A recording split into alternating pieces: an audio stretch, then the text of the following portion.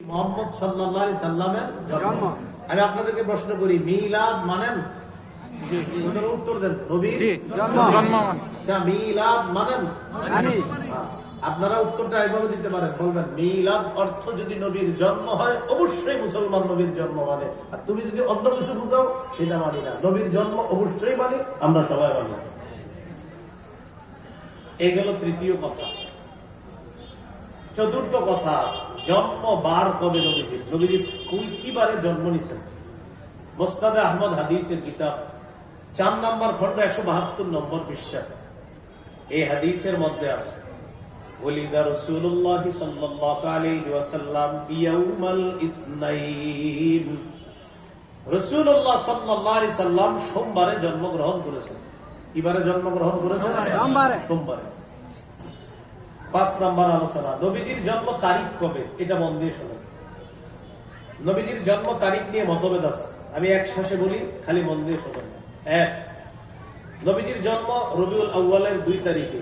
2, নবীজির জন্ম রবিউল আউয়ালের 8 তারিখে। 3, নবীর জন্ম রবিউল আউয়ালের 9 তারিখে। 4, নবীজির জন্ম রবিউল আউয়ালের 10 তারিখে। 5, নবীজির জন্ম রবিউল আউয়ালের 12 তারিখে। 6, কেউ কেউ বলেন নবীজির জন্ম রবিউল আউয়ালের 17 তারিখে। 7, কেউ কেউ বলেন রবিউল আউয়াল মাসের 8 দিন বাকি থাকতে নবীজির জন্ম। 7 নাম্বার কথা। 8 নাম্বার, কেউ বলেন নবীজির জন্ম 12ই রমজান, যদিও এটা আগে কখনো শোনেন নাই। কি রমজান? 12ই রমজান। এগুলা নিতান্তই দুর্বল বর্ণনা। তাহলে কেউ বলেন 2 তারিখে, কেউ বলেন 8, কেউ বলেন 10, কেউ বলেন 12, কেউ বলে 17 রবিউল আউয়াল, কেউ বলে রবিউল আউয়ালের 8 দিন বাকি থাকতে, আর কেউ কেউ বলে 12ই রমজান। যারা বলছে এগুলা প্রত্যেকেই দলিল আদিল্লাহ দিচ্ছে। ইবনে কাসির রহমতুল্লাহি আলাইহি গুরুত্ব দিয়ে আলোচনা করেছেন 3টা। কয়টা? 2 তারিখ, 8 তারিখ, 12 তারিখ।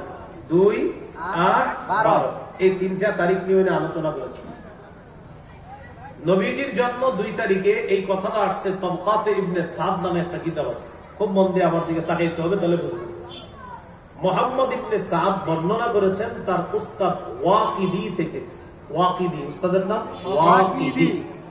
এই উস্তাদ বর্ণনা করছে তার উস্তাদ আবু মাশার থেকে। দেখেন আমার থেকে, আমি বর্ণনা করেছি আমার উস্তাদ থেকে, তিনি বর্ণনা করেছেন তার উস্তাদ থেকে। এটা বুঝছেন তো? আমার উস্তাদ তিনি, তার উস্তাদ তিনি। মুহাম্মদ ইবনে সাদের উস্তাদ ওয়াকিদি, ওয়াকিদির উস্তাদ আবু মাশার। এই আবু মাশার নামক উস্তাদ বলেন, ওলিদা রাসূলুল্লাহ সাল্লাল্লাহু আলাইহি ওয়াসাল্লাম ইয়াউমাল ইসনাইন লিলাইলাতাইন খালাতা মিন শাহরি রবিউল আউয়াল। রাসূল সাল্লাল্লাহু আলাইহি সাল্লামের জন্ম রবিউল আউয়াল মাসের 2 তারিখে। কে বলছে এটা? আবু মাশার নামক উস্তাদ। ওনার থেকে কে বলছে? ওয়াকিদি। ওয়াকিদির থেকে কে বলছে? মুহাম্মদ ইবনে সাদ। তাহলে উস্তাদ বলছে 2 তারিখ, তার থেকে তার ছাত্র বলছে 2 তারিখ, এই তার ছাত্র থেকে আমি ছাত্র বলছি 2 তারিখ। এই সূত্রটা বুঝছেন তো? আমার উস্তাদ, তার উস্তাদ, আমার উস্তাদ তার উস্তাদ থেকে বলছে, আর আমি আমার উস্তাদ থেকে বলছি। আচ্ছা, এই যে মুহাম্মদ ইবনে সাদ যার থেকে বলছে তার নাম ওয়াকিদি। ওয়াকিদি বলছে কার থেকে? আবু মাশার। এবার এই 2 জনের ব্যাপারে একটু শুনি। বুখারী শরীফের ব্যাখ্যা গ্রন্থ যিনি লিখছেন তার নাম ইবনে হাজার আসকালানী রাহমাতুল্লাহি আলাইহি। তার একটা কিতাব আছে নাম তাকরিবুত তাহযীব। এই কিতাবের মধ্যে ওই উস্তাদ ওয়াকিদি সম্পর্কে আসছে, মাতরুকুন মা'সিয়াতি ইলমিহি। ওয়াকিদি নামক উস্তাদের প্রচুর জ্ঞান ছিল, অনেক জ্ঞানের অধিকারী ছিলেন। এরপরেও তিনি বিভিন্ন বর্ণনার ক্ষেত্রে পরিত্যাজ্য। ইতিহাস এবং হাদিস বর্ণনায় তিনি পরিত্যাজ্য, তার বর্ণনা গ্রহণ করা হবে না। তিনি উল্টা পাল্টা করে ফেলেন, মানে এলেম আছে অনেক, কিন্তু উল্টা পাল্টা করেন। তাই ওয়াকিদি নামক উস্তাদের বর্ণনা গ্রহণযোগ্য নয়। ওয়াকিদির উস্তাদ আবু মাশার, তার ব্যাপারে মুহাদ্দিসিনে কেরামের অভিমত দাঈফুন, তিনি দুর্বল। তাহলে সূত্রে 3 জন, ছাত্র হলো মুহাম্মদ, তার উস্তাদ ওয়াকিদি, তার উস্তাদ আবু মাশার।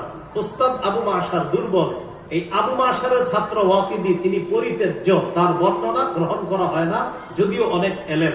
এই কারণে 2 রবিউল আউয়ালের বর্ণনাটি গ্রহণ করা হবে না। তাহলে বর্ণনা গ্রহণ করা হবে না কেন? এই সূত্রে 2 জন ব্যক্তি আছে, একজন পরিত্যাজ্য, আরেকজন দুর্বল। এই 2 জনের কারণে এই বর্ণনা গ্রহণ করা হবে না। ওলামায়ে কেরাম ছাড়া অন্যরা বুঝছেন, নিতুরু বলেন। তাহলে অন্যরা বুঝা থাকলে আলহামদুলিল্লাহ, আলেমরা তো বুঝছি। তাহলে একজন পরিত্যাজ্য, তার বর্ণনা গ্রহণ করা যায় না, আর একজন দুর্বল। এই জন্য 2 রবিউল আউয়াল বাদ হয়ে গেল, রয়ে গেল 8, 12।